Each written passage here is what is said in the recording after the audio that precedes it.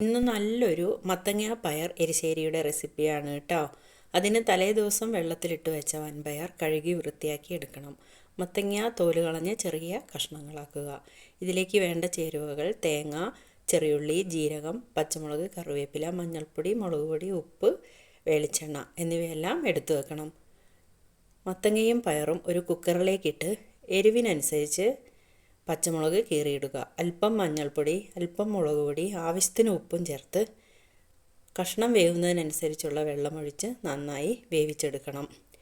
ഇനി ഒരു പാൻ കത്തിച്ച് അതിലേക്ക് കടുകും വറ്റൽമുളകും ഇട്ട് പൊട്ടിച്ച് വേവിച്ച് വെച്ച മത്തങ്ങയും പയറും ഇതിലേക്കിട്ട് വെള്ളം വലിയുന്നത് വരെ നന്നായി വഴറ്റണം.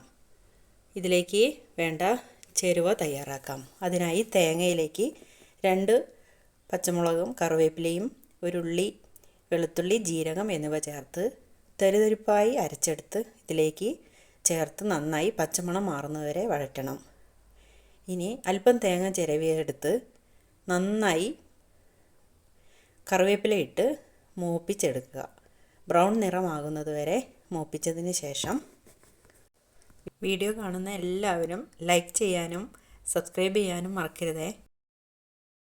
തേങ്ങ ബ്രൗൺ നിറമാകുന്നത് വരെ വറുത്ത് ഇതിലേക്ക് ചേർത്ത് നന്നായി ഇളക്കി യോജിപ്പിച്ച് അല്പം കറിവേപ്പിലയും ചേർത്ത് 5 മിനിറ്റ് കഴിഞ്ഞാൽ നല്ല സ്വാദിഷ്ടമായ മത്തങ്ങ പയർ എരിശ്ശേരി റെഡിയായിട്ടുണ്ടാകും. വീഡിയോ കണ്ട എല്ലാവരും ലൈക്ക് ചെയ്യാനും ഷെയർ ചെയ്യാനും മറക്കരുതേ.